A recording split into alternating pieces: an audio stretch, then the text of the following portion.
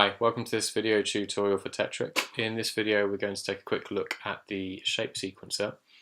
So the shape sequencer is the first module in Tetriq, and it's the section that generates the different shapes. You can have up to 8 of these unique shapes. If we look at this current patch, you'll see there's quite a few shapes moving around the grid. And the idea is, as with the original game, when you create a full horizontal line, that's when something happens. So in the game, it would clear that line. But in this situation, what we're doing is we're using that completed horizontal line to trigger the chord engine. So the shape, so the horizontal full line triggers the chord engine, which then feeds into the arpeggiator. So the idea is to have a variety of different shapes running, and if we look at some of the settings of the shapes, we'll see how we can actually create different variations.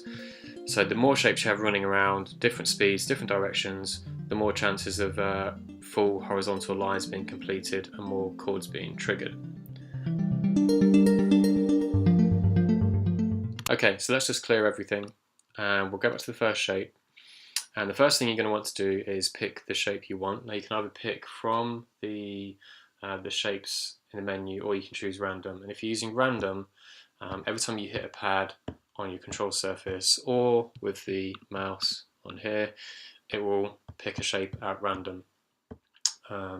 Picking a specific shape, you can use the matrix to quickly reposition the shape that you're working with, or if you want to use the more classic game style, you can use the arrow buttons to nudge left and right.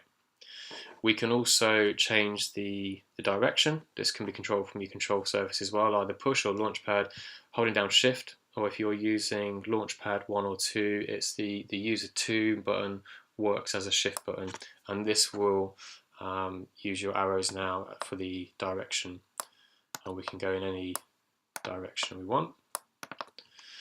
Okay, we can set an interval as well. With interval off, it means the shape just passes straight through and loops over. If we switch this to an interval of 1, it's going to do an interval of 1 bar, and then it will come back through again. So if you set an interval of 4, it's going to wait 4 bars until it comes through. So this is a nice way of creating a bit more distance within the interaction between the different shapes, rather than just having them constantly flowing and recreating the same chords. Let's leave this off for now. Shapes can be running or they can be stationary. Again, you could set up a few stationary shapes, then just have one moving through that triggers the different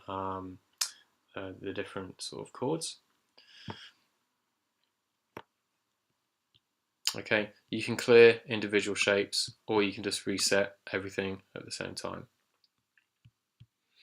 Okay, so as I said, the idea is to get multiple shapes running at the same time. So let's just get some going now.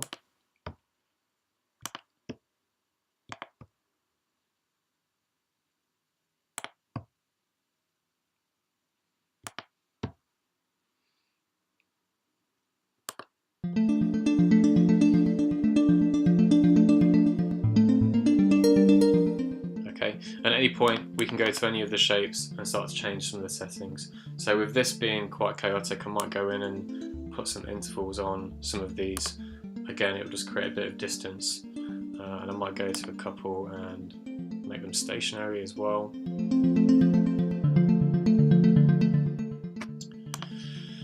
If you want to rotate, shift, hit the pad, that will rotate the shape as well. Okay, please check the other videos out where we'll be taking a closer look at the chord engine, the arpeggiator, and some of the bypass and routing options.